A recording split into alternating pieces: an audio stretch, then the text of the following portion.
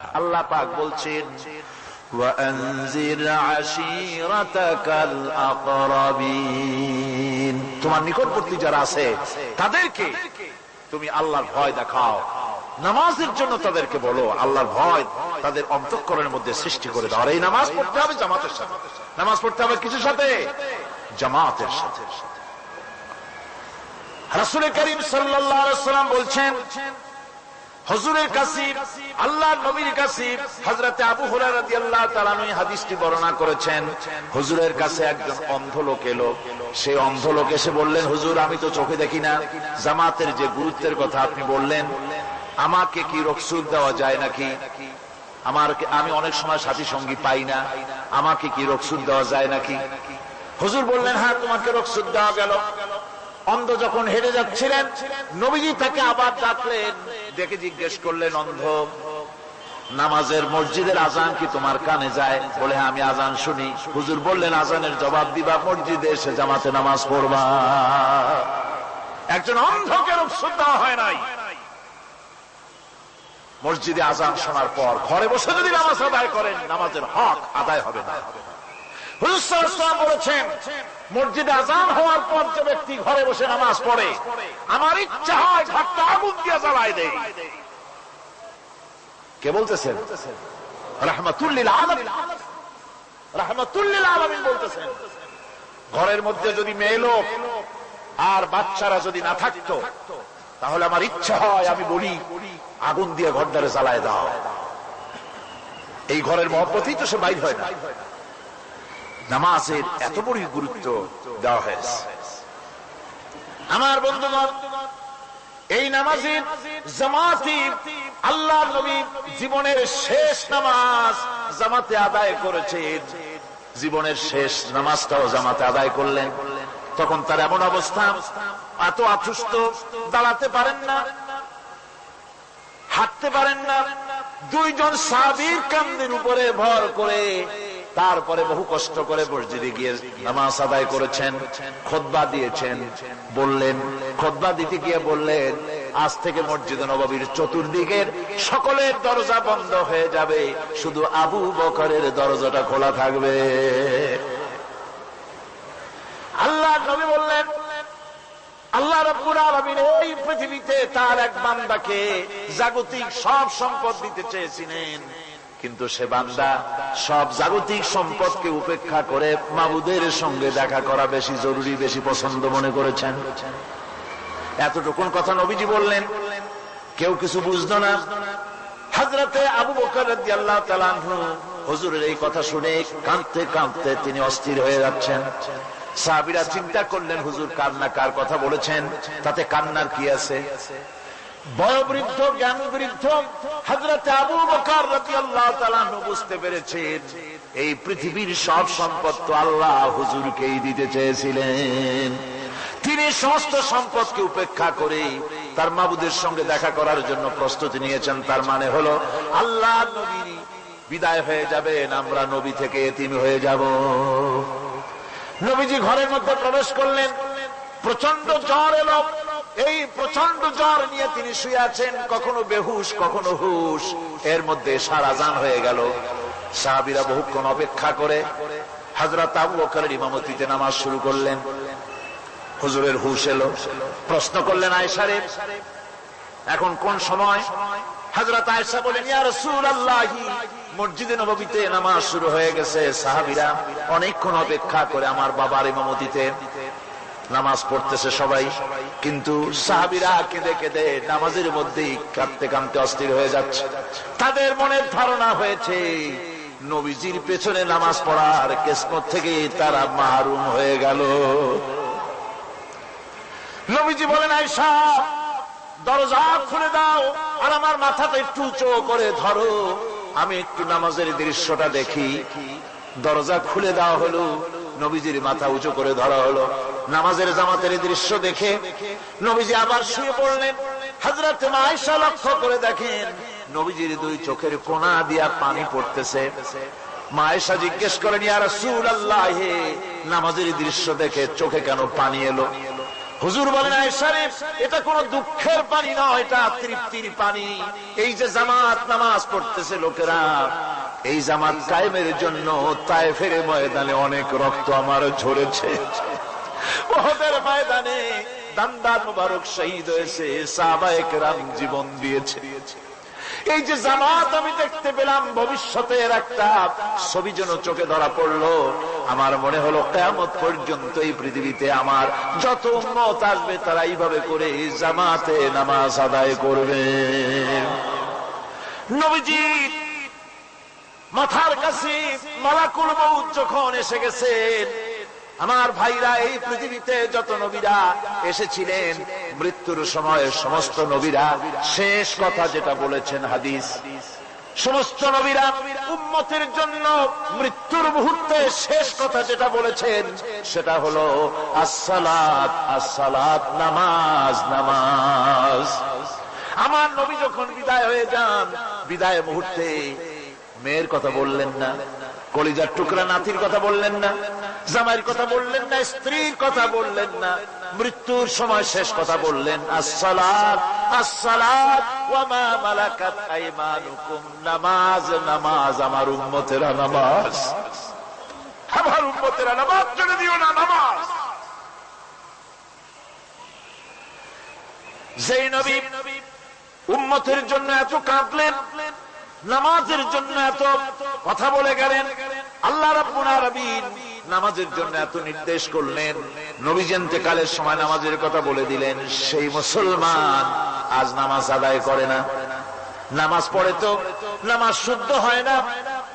হযরতে হুযায়ফা রাদিয়াল্লাহু তাআলা আনহু, তিনি একবার ইয়েমেন সফর করেছিলেন, এক মসজিদে নামাজ পড়লেন, একজনকে তিনি নামাজ পড়তে দেখলেন, নামাজ পড়তে দেখে তিনি অপেক্ষা করলেন, লোকটার নামাজ হয়ে যাওয়ার পর তিনি প্রশ্ন করলেন, আল্লাহর বান্দা, তুমি কতদিন এরকমের নামাজ পড়তেছো? তিনি বললেন, প্রায় 40 বছর তো হবে আমি এরকম নামাজ পড়তেছি। হযরতে হুযায়ফা বলেন, তুমি কি আমারে চেনো? কয়, না, চিনি না। হযরত হুযায়ফা বললেন, আল্লাহর বান্দা শোনো, আমি হচ্ছি আল্লাহর নবী মুহাম্মদুর রাসূলুল্লাহ সাল্লাল্লাহু আলাইহি ওয়াসাল্লামের সাহাবী হুযায়ফা। ও আল্লাহর বান্দা, তুমি যেভাবে নামাজ পড়েছো এইরকম যদি 40 বছর নামাজ পড়ে থাকো, আল্লাহর কসম করে বলি, নবীজি যে নামাজ শিখাইছেন তোমার সে নামাজ হয় নাই, রাসূলুল্লাহ নামাজ হয় নাই, নামাজ পড়লেই হবে না। রাসূলুল্লাহ বলেছেন, সাল্লু কামা রাআইতুমুনি উসাল্লি, নামাজ পড়ো সেইভাবে যেভাবে আমারে পড়তে দেখো। বিশ্বাস করুন ভাইরা, নামাজ যদি না হয়, হরতাল করিয়া, মিছিল করিয়া, বিক্ষোভ করিয়া, যে কোন আন্দোলন করে ইসলামকে বিজয়ী করা যাবে না যতক্ষণ পর্যন্ত নামাজ সহি না হবে। নামাজ হচ্ছে ফাউন্ডেশন, নামাজ নাই কিচ্ছু নাই। ঠুকঠাক করে দুইটা সেজদা দিয়ে উঠে যাবেন, আপনার ইসলামী আন্দোলনের 4 পয়সার দাম নাই। নামাজ আগে, জিহাদের ময়দানেও নামাজ, যেখানে আছেন ওখানেই নামাজ পড়তে। নামাজ, নামাজ, এই নামাজ হচ্ছে মুসলমানদের সবচেয়ে বড় জিনিস। নামাজ হয় না, নামাজ যত পড়া হয় অধিকাংশ নামাজ হয় না। নামাজের ভিতরে তা'দিল আরকান, তা'দিল করা ওয়াজিব। যতক্ষণ দাঁড়িয়ে থাকবেন, রুকুতে থাকবেন, যতক্ষণ দাঁড়ায় থাকবেন ততক্ষণ অন্তত এক তাসবিহ পরিমাণ তো বটেই। যদি তা না হয়, রুকুত থেকে দাঁড়ালেন, সেজদায় চলে গেলেন, ওয়াজিব তরক হলো, সো সেজদা দিলেন না, নামাজ ফাসিদ হয়ে গেল, নষ্ট হয়ে গেল। এটা পাগলামি না, নামাজ সহিভাবে আদায় করতে হবে। নামাজ থেকে দাঁড়াবেন, রুকুত থেকে দাঁড়ায় গেলেন, বলবেন রব্বানা লাকাল হামদ, রব্বানা লাকাল হামদ হামদান কাসীরান তাইয়্যিবান মুবারাকান ফীহি। একজন সাহাবী এই দোয়াটা পড়ছিলেন। নামাজ শেষ করে আল্লাহর নবী প্রশ্ন করলেন, নামাজের ভিতরে অতিরিক্ত এই কথাগুলি কে বলেছো? সাহাবী ভয় পেয়ে গেলেন, ভয় ভয় তিনি বললেন, হুজুর আমি বলেছি। হুজুর বললেন, তুমি জানো না আমি নবী, তুমি নবী না, আমি যা দেখি তুমি দেখতে পাও না। তুমি যখন এই দোয়াটা পড়তেছিলে আমি লক্ষ্য করেছিলাম আল্লাহর রহমতের ফেরেশতারা প্রতিযোগিতা করতেছিল তোমার আমলনামায় কে কত বেশি নেকি লিখবে। রুকুতে দাঁড়ায়া এটা পড়বেন। সেজদায় চলে যাবেন, দুই সেজদার মাঝখানে ততক্ষণ বসে থাকবেন যতক্ষণ একটা সেজদার ভিতরে ছিলেন। পড়বেন আল্লাহুম্মা গফিরলি ওয়ারহামনি ওয়াহদিনি ওয়াআফিনি ওয়ারযুকনি। নামাজের মধ্যে দোয়া করতেছেন, আল্লাহ আমারে ক্ষমা করে দাও। এসব দোয়া সব হুজুরের। আমাকে ক্ষমা করো, আমাকে হেদায়েত দাও, আমাকে সুস্থ করো, আমাকে রহম করো, আমাকে রিজিক দাও। সুবহানাল্লাহ। নামাজের ভিতরে দোয়া কবুলের সময়, নামাজের সেজদার ভিতরে দোয়া কবুল হয়। এইভাবে করে রাসূল করিম সাল্লাল্লাহু আলাইহি ওয়াসাল্লামের নামাজটা কেমন হাক্কানি উলামাদের কাছ থেকে জেনে নেবেন। যেহেতু হুজুর বলেছেন সাল্লু কামা রাআইতুমুনি উসাল্লি, নামাজ পড়ো সেইভাবে যেভাবে আমাকে পড়তে দেখো। মদিনায় হিজরত করার পর রাসূলুল্লাহ সাল্লাল্লাহু আলাইহি ওয়াসাল্লাম কাফেরদের সাথে অনেকগুলো যুদ্ধে লিপ্ত হয়েছিলেন। তার মধ্যে উহুদের যুদ্ধে তিনি তার আপন চাচা হযরত হামজা রাদিয়াল্লাহু তাআলা আনহুকে হারান। ওয়াহশীর হাতে নির্মমভাবে শহীদ হন তিনি। ওয়াহশী পরবর্তীতে অনুতপ্ত হন। আসুন শুনি সে কাহিনী। হুজুর সাল্লাল্লাহু আলাইহি ওয়াসাল্লাম ফতহ মক্কার দিনে সকলকে ক্ষমা করে দিয়েছিলেন, কিন্তু 5 জন নারী আর 6 জন পুরুষ সম্পর্কে বলেছিলেন এদেরকে যেখানে পাও সেখানে হত্যা করো। এর মধ্যে ওয়াহশী একজন। ওয়াহশী বুঝতে পেরেছি মুহাম্মদ সাল্লাল্লাহু আলাইহি ওয়াসাল্লাম আল্লাহর রহমত, করুণার নবী, দয়ার নবী, তার কাছে যদি আমি যেতে পারি তাহলে তিনি আমার সম্পর্কে যদি তার সামনে যেতে পারি তাহলে তার কঠোর মনোভাব আমার প্রতি নরম হয়ে যাবে। এই মনে করে সাহাবায়ে কেরামদের চোখ এড়ায়া তিনি হুজুরের সামনে গিয়ে হাজির হয়ে গেলেন। হুজুর তাকে দেখি বললেন, তোমার নাম না ওয়াহশী? তিনি বললেন, হ্যাঁ আমার নাম ওয়াহশী। হুজুর বললেন, তুমি আমার চাচাকে শহীদ করেছো? ওয়াহশী বললেন, জাহালাতের কারণে তা করেছি। হুজুর বললেন, কেমনে শহীদ করেছো আমার চাচাকে, আমার একটু শোনাও। ওয়াহশী বলতে লাগলেন, আমি বল্লম দিয়ে হযরতে হামজার শরীরকে এফোড় ওপড় করে দিয়েছি, তারপরে তার বুককে খঞ্জর দিয়ে ফেরে বুকের ভিতর থেকে কলিজাটা বের করে নিয়ে আমি হাতে দিয়ে দিয়েছি হেন্দাই কলেজা চিবিয়ে চিবিয়ে খেস।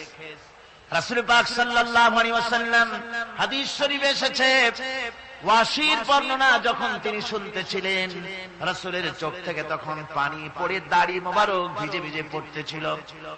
ঘটনা শোনার পর রাসূলুল্লাহ বললেন, ওয়াহশী তুমি কি চাও? ওয়াহশী বললেন, আমি ইসলাম কবুল করতে চাই। হুজুর তাকে মুসলমান বানালেন। বললেন, তুমি মুসলমান হলে কিন্তু সব সময় তুমি আমার সামনে আসবে না, তার কারণ তোমাকে দেখলে পরে আমার মনের ভিতরে আমার চাচার কথা মনে উঠে যাবে। আমি আমার আব্বাকে পাই নাই, আব্বার স্নেহ যত্ন আমার কিসমতে তেমন হয় নাই। আমার চাচা হামজা আমাকে পিতার মতো করে আমাকে স্নেহ করেছে, তোমাকে দেখলে পরে তার কথা মনে পড়বে, সুতরাং তুমি সবসময় আমার সামনে আসবে না। ওয়াহশী সেদিন শপথ নিয়েছিলেন, রব্বুল আলামিন আমি জাহালাতের কারণে যেই বল্লম দিয়ে ইসলামের একজন শ্রেষ্ঠ সন্তানকে আমি শহীদ করে ফেলেছিলাম, আমি বুঝতে পারি নাই, ওই বল্লমটা আমি হেফাজতে রেখে দিয়েছি। তুমি আমার এই দোয়া মঞ্জুর করো, আমি যেন এই বল্লম দিয়ে এই পৃথিবীর নিকৃষ্ট ইসলামের কোন দুশমনকে যেন আমি শেষ করে দিতে পারি। আল্লাহ পাক দোয়া তার মঞ্জুর করে নিলেন। মুসাইলামা কাযযাবের বিরুদ্ধে হযরত আবু বকর সিদ্দিক রাদিয়াল্লাহু তাআলা আনহু যে বাহিনী পাঠালেন, হযরত ওয়াহশী সেই বাহিনীর মধ্যে ছিলেন। আর তিনি সেই বল্লমটা দিয়ে, যে বল্লম দিয়ে তিনি হযরত হামজাকে শহীদ করেছিলেন, সেই বল্লমটা দিয়েই ইসলামের নিকৃষ্ট শত্রু মুসাইলামা কাযযাবকে দুনিয়া থেকে তিনি বিদায় করে দিলেন। আমার ভাইরা, রাসূল পাক সাল্লাল্লাহু আলাইহি সাল্লামের ইন্তেকালের পর এ পর্যন্ত নবুয়তের যারা দাবি করেছে এক হিসাবে জানা গেছে 28 জন দাবি করা হয়ে গেছে। রাসূল বলেছেন আমার পরে 30 জন মিথ্যাবাদী নবুয়তের দাবি করবে। কতজন করবে? হয়ে গেছে, বাকি আছে কত? এর মধ্যে গোলাম আহমদ একজন। গোলাম আহমদ দাবি করলো যে আমি নবী। তার অনেকগুলি বই কিতাব সে লিখল। বইয়ের মধ্যে এক জায়গায় সে লিখেছে, তার বইয়ে এক জায়গায় লিখেছে যে আমি স্বপ্নে দেখলাম আল্লাহ আমার সামনে উপস্থিত। আল্লাহ আমার সামনে এসেছেন পুরুষের আকৃতিতে, আর আমি তখন স্বপ্নের ভিতরে আমি নিজেকে একজন নারীর মতোই মনে করলাম। স্বপ্নের ভেতরেই আল্লাহ পাক পুরুষ হিসাবে আমাকে ব্যবহার করলেন। আমি স্বপ্নের মধ্যেই গর্ভবতী হলাম এবং স্বপ্নের ভিতরে আমি গোলাম মোহাম্মদ মসিহে রূপান্তরিত হয়ে গেলাম। নাউযুবিল্লাহি মিন যালিক। গোলাম মোহাম্মদ বলছে আল্লাহ পাক ওহীর মাধ্যমে আমাকে জানিয়েছেন, আল্লাহ আমাকে বলেছেন, গোলাম মোহাম্মদ তুমি হচ্ছ আমার সন্তান তুল্য। নাউযুবিল্লাহি মিন যালিক। এইভাবে অসংখ্য মিথ্যে কথা দিয়ে বইপত্র রচনা করেছে। লোকেরা তার কাছে নবুয়তের প্রমাণ চেয়েছে। আসলে শরীয়তের বিধান হচ্ছে হুজুরের পরে যদি কেউ নবুয়তের দাবি করে তাহলে তাকে সে নবী কিনা এর কোন প্রমাণ তার কাছে চাওয়াও জায়েজ নাই। যেহেতু প্রমাণ চাইতে গেলে বোঝা যায়, সন্দেহ হয় কিছুটা প্রমাণ দিতে পারলে তাহলে সে নবী হবে। কথা বুঝতে পেরেছেন? এই জন্য রাসূলের পরে যদি কেউ নবুয়তের দাবি করে তাহলে তার কাছে নবুয়তের দাবির কোনো প্রমাণও চাওয়া যাইবে না। বিনা প্রমাণে রাসূলের পরে নবুয়তের দাবি যেই করবে সে কি হবে? জোরে বলেন কি হবে? কাফের হয়ে যাবে। দুনিয়ার সমস্ত উলামা, সমস্ত মুহাদ্দিস, সমস্ত মুফাসসির, দুনিয়ার সমস্ত মুফতি সব একমত, কোনো দ্বিমত নাই, গোলাম মোহাম্মদ কাদিয়ানী কাফের। তার অনুসারীরাও তার জামানায় মাওলানা আতাউল্লাহ শাহ বুখারী রাহমাতুল্লাহ আলাইহি তার সঙ্গে একটা বহস হলো। যেহেতু গোলাম মোহাম্মদ বলেছিল যে আমার এই 40 দিনের মধ্যে কেউ প্রতিবাদ করুক যেগুলি আমার ওহী নয়। হযরতে মাওলানা আতাউল্লাহ শাহ বুখারী রাহমাতুল্লাহ আলাইহি সেই যুগের একজন শ্রেষ্ঠ আলিম, তিনি বললেন আমি তোমার কাছে কোনো প্রমাণ চাই না তুমি নবী কিনা। আমি জানি তুমি মিথ্যাবাদী, তবে তোমাকে বলতে হবে তুমি এই শক্তি কোথায় পেলে। গোলাম মোহাম্মদ বলল কোরআন শরীফই আছে আমার এই শক্তির উৎস। কোথায়? বলল যে এই যে আয়াতটা আমি আপনাদের সামনে তেলাওয়াত করেছি, ঈসা আলাইহিস সালামের ওই কথাই গোলাম মোহাম্মদ বলল যে হযরত ঈসা আমার সম্পর্কে বলেছেন ইয়াতি মিন বাদ ইসমুহু আহমদ, আমার পরে একজন নবী আসবেন, রাসূল আসবেন, তার নাম হবে আহমদ, আমি সেই আহমদ। মাওলানা আতাউল্লাহ বুখারী বলছেন তোমার নাম তো আহমদ না, তোমার নাম হচ্ছে গোলাম আহমদ। তার অর্থ হলো হযরত ঈসা আলাইহিস সালাম যে আহমদের কথা বলেছেন তুমি সেই আহমদের গোলাম। গোলাম আহমদ বললেন দেখুন আমার নামের প্রথম শব্দ গোলাম, এটা হচ্ছে আমার লকব। আমি আমার নামের লকবটা ছেড়ে দিলাম, বাদ দিয়ে দিলাম, আর ব্যবহার করব না। তাহলে তো আমি আহমদ থাকি, আপনি তো আর আপত্তি করতে পারেন না। মাওলানা বুখারী বললেন নামের প্রথম শব্দ বাদ দেওয়া যদি জায়েজ হয় তাহলে তোমার ফতোয়া দিয়ে আমার নামের প্রথম শব্দ বাদ দিয়া দিলাম। আমার নাম আতা আল্লাহ, নামের প্রথম শব্দ আতা বাদ দিয়া দিলাম। তো আতা যদি বাদ দেই তাহলে আল্লাহ হই, আর আল্লাহ হয়ে বলছি তোমার মতো গাধাকে নবুয়ত আমি দেই নাই। এরপর এই পৃথিবীর নিকৃষ্ট পাপী এই কাফেরের মউত হলো কোথায়? জোরে বলেন এই কাফেরের মউত হলো কোথায়? পায়খানার ভেতরে মউত হয়েছে। কিয়ামত যখন হবে তখন সবাই ভয়ে কাঁপতে থাকবে। মহান রব্বুল আলামিনের সামনে কেউ টু শব্দটি পর্যন্ত করার সাহস পাবে না। দুনিয়ায় যত নবী পয়গম্বর এসেছিলেন তারাও সে সময়ে ভয়ে চুপ থাকবেন। কেবলমাত্র আল্লাহর অনুমতি সাপেক্ষে সেদিন বিশ্বনবী রাহমাতুল লিল আলামিন রাসূলুল্লাহ সাল্লাল্লাহু আলাইহি ওয়াসাল্লাম তার উম্মতের জন্য শাফায়াত করার সুযোগ পাবেন। কিয়ামতের দিন 50,000 বছর মানুষেরা হাসরের ময়দানে দাঁড়িয়ে থাকবে। 50,000 বছর বিচারের দিনটা লম্বা হবে 50 আলফা সানা মিম্মা তাউদ্দুন। এই পৃথিবীতে তোমাদের গণনা মতে 50,000 বছর যত বড় লম্বা, কিয়ামতের বিচারের দিনটা হবে অত বড় লম্বা। মানুষেরা হয়রান হয়ে যাবে।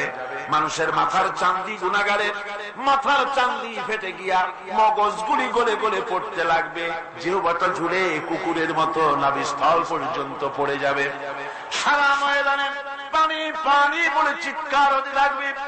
মানুষেরা বিভীষিকাময় দৃশ্য দেখে হয়রান হয়ে যাবে, ভয়ের চোটে কলিজা গলার কাছে চলে আসবে, কোনো উপায় নাই। মানুষেরা হয়রান হয়ে গিয়ে হযরত আদম আলাইহিস সালামের কাছে যাবেন, আল্লাহর কাছে একটু সুপারিশ করেন আমাদের বিচার হয়ে যাক। হযরত আদম বলবেন আমার দ্বারা সম্ভব নয়, আমি নিজে আল্লাহর এক হুকুমকে ভঙ্গ করেছিলাম, জানি না আল্লাহ রাব্বুল আলামিন আমার সাথে আজকে কি ব্যবহার করেন। মিয়া সাহেব মাথা খাটা, বুদ্ধি খাটা, চিন্তা করেন আকল দিয়ে, বিবেক দিয়ে। আবাল বাসার আদম আলাইহিস সালাম আল্লাহর দরবারে কথা বলতে সাহস পাবেন না, বলবেন নূহের কাছে যাও। নূহ আলাইহিস সালাম বলবেন আমি পারবো না। ইব্রাহিমের কাছে চলে যাও। ইব্রাহিম আলাইহিস সালাম বলবেন আমিও পারবো না। সকলে এক এক অজুহাত দিবেন, বলবেন যাও মুসা আলাইহিস সালামের কাছে, তিনি বলবেন আমিও পারবো না। যাও ঈসা আলাইহিস সালামের কাছে। হযরত ঈসা বলবেন আমি তো পারবোই না, কারণ গোটা পৃথিবীর শত শত কোটি নাসারা আমারে আল্লাহর ছেলে বলেছে, আমি তো তাদেরকে কথা বলতে পারি নাই, জানি না আদি হাসরের ময়দানে আল্লাহ রাব্বুল আলামিন আমার সাথে কি ব্যবহার করেন। তবে আমি একটা পরামর্শ দিতে পারি, আল্লাহ রাব্বুল আলামিনের দরবারে আজকে কেবল কথা বলতে পারবেন বিশ্ব নবী জনাবে মুহাম্মদুর রাসূলুল্লাহ সাল্লাল্লাহু আলাইহি ওয়াসাল্লাম। হাসরবাসীরা তার কাছে যাবেন, নবীজি মাকামে মাহমুদে আল্লাহর দরবারে সেজদায় পড়ে যাবেন। এই সেজদায় কত কাল চলে যাবে আল্লাহ পাক ভালো জানেন। সেজদায় পড়ে শুধু কাঁদতেই থাকবেন। রব্বুল আলামিন বলবেন হাবিব মাথা উঠান, আপনার দরখাস্ত আমি আল্লাহ রব্বুল আলামিন মঞ্জুর করে নেব। সুবহানাল্লাহ ওয়া বিহামদিহি।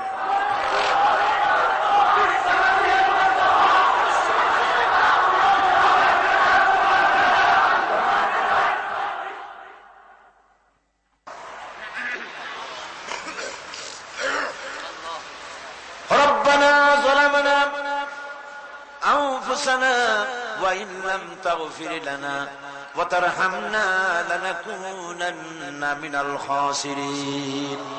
সবাই পড়েন আমার সাথে, রব্বানা যালামনা আনফুসানা ওয়া ইন লাম তাগফির লানা ওয়া তারহামনা লানাকুনান্না মিনাল খাসিরিন। রব্বুল আলামিন লক্ষ লক্ষ জনতা নিয়ে ঢাকা শহরের প্রাণ কেন্দ্রে আউটার স্টেডিয়ামে পল্টনের ময়দানে কোরআন শরীফের 3 দিন তাফসীরুল কোরআন মাহফিলের শেষ দিনে গুনার বোঝা মাথায় নিয়ে কোরআন শরীফ সামনে নিয়ে আল্লাহ তোমার দরবারে ভিক্ষুকের মতো দুটি হাত আমরা তুলে ধরেছি। রব্বুল আলামিন এই 3 দিন আমরা যারা কথা বলেছি, আমরা মানুষ, কথার মধ্যে যদি কোনো ভুল ত্রুটি হয়ে থাকে আল্লাহ দয়া করে আমাদের ভুল ত্রুটি মাফ করে দিয়ে পূর্ণ সওয়াব এনায়েত ফরমাও। রব্বুল আলামিন তুমি দয়া করে এই 3 দিনের মাহফিলে যত সওয়াব দান করবা মেহেরবানি করে তা হাদিয়া স্বরূপ আমাদের বিশ্ব নবী, কিয়ামতে আমাদের সুপারিশকারী, আমাদের প্রিয় নবী রাহমাতুল লিল আলামিন জনাবে মুহাম্মদ রাসূলুল্লাহ সাল্লাল্লাহু আলাইহি ওয়াসাল্লামের রূহ মুবারকে পৌঁছায়া দাও। রাসূলের সাহাবী, তাবিন, তাবে তাবিন, সিদ্দিকিন, শুহাদা, আম্বিয়া আলাইহিস সালাম, আইম্মায়ে মুজতাহিদিন, সালফে সালিহিন, আকাবেরে দ্বীন, উলামায়ে মুতাকাদ্দিমিন, উলামায়ে মুতাআখিরিন, আসফিয়ায়ে কেরাম, तमाम পৃথিবীর মুমিন মুমিনাত যারা কবরে শুয়ে আছে আল্লাহ সকলের আরোহার করে সওয়াব পৌঁছায়া দাও। রব্বুল আলামিন আজকের এই মাহফিলে আমরা লক্ষ লক্ষ মানুষ তোমার দরবারে হাত তুলে আমাদের আব্বা জানের কথা মনে পড়ে গেল। আমরা যারা আমাদের বাপ হারাইছি, আমাদের মামুনদের মধ্য থেকে, ভাইদের মধ্য থেকে আমরা যারা বাপ হারাইছি, আল্লাহ তুমি দয়া করে আমাদের বাপজানের কবরটাকে জান্নাতের টুকরা বানাইয়া দিও। হায় আল্লাহ তাআলা আমাদেরকে বড় করার জন্য, মানুষ করার জন্য কত স্বপ্ন দেখতো, কত কষ্ট করত। ওই বাপজান চলে গেল, আর তো কেউ নাম ধরে ডাকে না, আর তো কেউ মাথায় পিঠে হাত বুলায় না। আল্লাহ বাপজান যার বিদায় হয়ে গেল বাবুজ গো, কবরটাকে জান্নাতের টুকরা বানায়া দাও। আয় আল্লাহ তাআলা, আমাদের জনম দুঃখিনী মা, একটা অক্ষর মা, আর মনে হয় যেন তামাম পৃথিবীর সমস্ত মধু এই একটা অক্ষরের মধ্যেই তুমি দিয়ে দিয়েছো।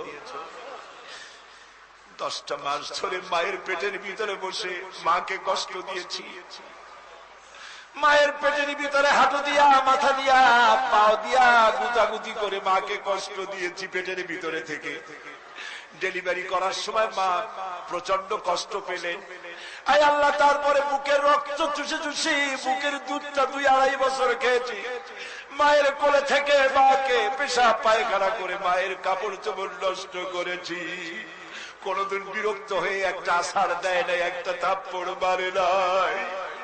আয় আল্লাহ, ক্ষুধা পেটে মা খেতে বসেছে, মায়ের কোলে বসে বাচ্চা পায়খানা করেছে। মা রাগ করে ছেলেকে থাপ্পড় মারে নাই, ভাতের খাবারটা ঠেলে রেখে বাচ্চাটারে পায়খানা সাফ করে নিজে আবার কাপড় পাল্টাইয়া ছেলেটার মুখে চুমা দিয়া আবার খাইতে বসেছে।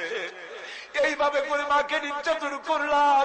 ওই মা যাদের বিদায় হয়ে গেছে, আল্লাহ মায়ের কবর জান্নাতের টুকরা বানাইয়া দাও। রব্বির হামহুমা কামা রব্বায়ানি সগীর। সবাই বলেন আমার সাথে, রব্বির হামহুমা কামা রব্বায়ানি সগীরা।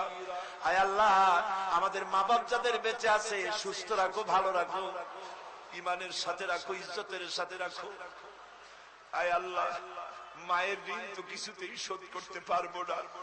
আমরা যদি আমাদের বুকের চামড়া দিয়া মায়ের পায়ের 1 জোড়া জুতা তৈরি করে দেই, মায়ের 1 ফোঁটা দুধের হক তো আদায় হবে না। আল্লাহ, মা যাদের মরে গেছে ওরাই বসে কি হারাইছে। আল্লাহ আমাদের মা যাদের বেঁচে আছে ভালো রাখো, সুস্থ রাখো। আপনারা দোয়া করেন আমার মাও সুস্থ।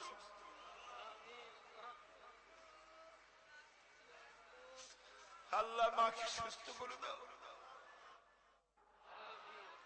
ربنا تقبل منا إنك أنت السميع العليم وتب علينا إنك أنت التواب الرحيم سبحان ربك رب العزة عما يصفون وسلام على المرسلين الحمد لله رب العالمين واجعل آخر كلمة عند الموت لا إله إلا الله محمد رسول الله.